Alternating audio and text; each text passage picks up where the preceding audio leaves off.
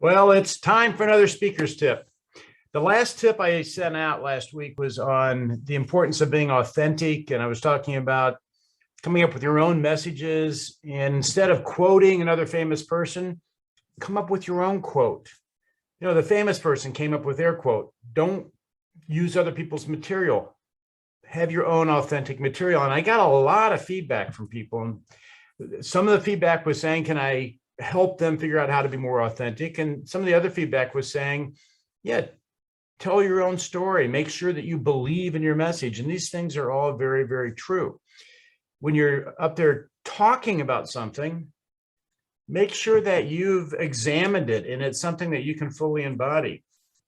I have had an uncle who was a test pilot in the Air Force. He was quite a renowned test pilot. He was, if you know who Chuck Yeager is, who broke the sound barrier, he and my uncle were very good friends, and they were about the same level of test pilots. My uncle's name was Joe Cotton, and he loved little philosophical phrases and things he'd talk about. And I got to spend quite a bit of time with Joe in his later years. But one of the things he quoted what Confucius said, and he said, Confucius says, what I hear, I forget. What I see, I remember. But what I do, I understand.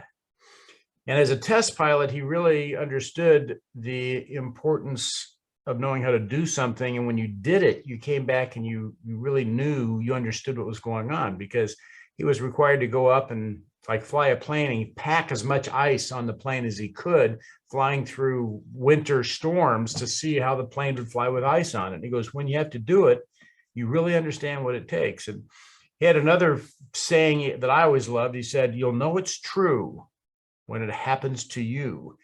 And I could turn around and use those in my own life. And I could go, boy, how many things do I know that are true because they happen to me? And, you know, maybe you hear stories about somebody buying a bad used car, or somebody says, be careful of used car salesmen. And I got it caught in this because there was a time my earlier years ago, I was just trying to buy an inexpensive car, just some good transportation, not pay a lot of money for it. And I wound up buying some of the most expensive cars I've ever owned because I'd buy a car and I had to repair it because I tried to take the cheap way out.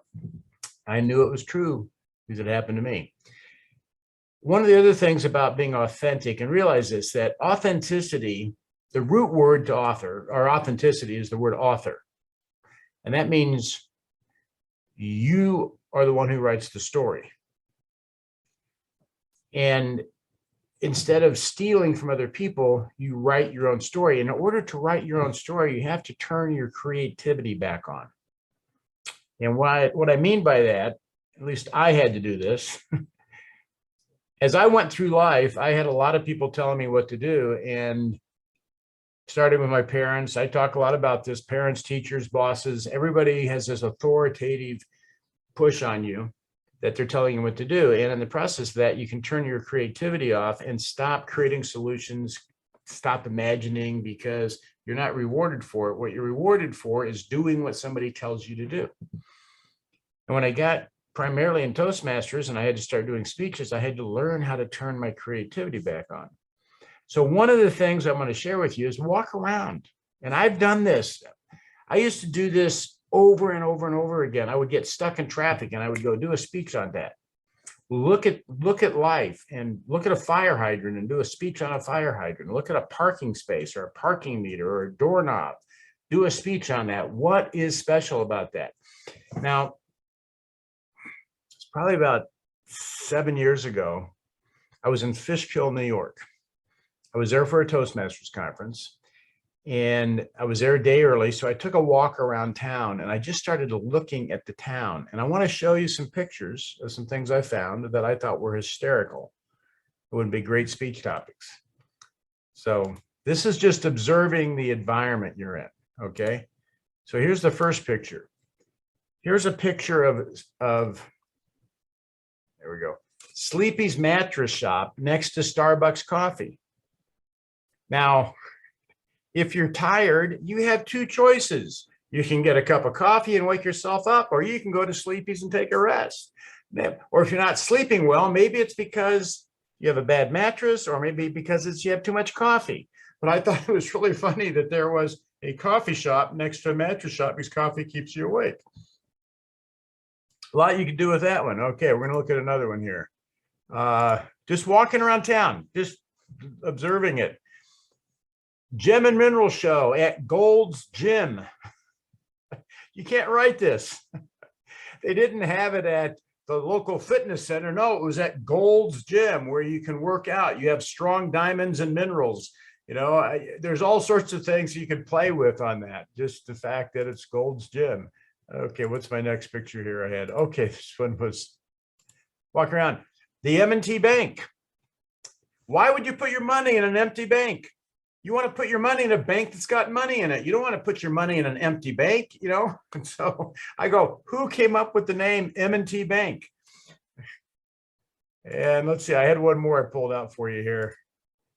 Oh gosh, I'm going to save the best one for last. I have another one right here. Again, this is the Ellis Law Firm. And what do they have? They have birdhouses out here in front of the law firm. And it's like, I go, what's a birdhouse? A birdhouse is like a jail. It's a jailhouse, a jailbird. So they have jailbirds in front of the law firm, and they have a place for all the jailbirds to stay, or they help you fly the coop. Or if you get, you know, if you're a jailbird, you come here and this is where you're taken care of. I went, you can't write this stuff. Now, here was the funniest one, and I couldn't believe when I saw it. This was at a church. Okay, so there's a graveyard outside this church. And there were the air conditioners. Here's the graveyard outside the church. And there were the air conditioners lined up for the church, but it looks like the air conditioners are actually cooling the graves. And I'm looking at this going, yeah, even if you're a sinner, we'll keep you cool in the afterlife. Okay.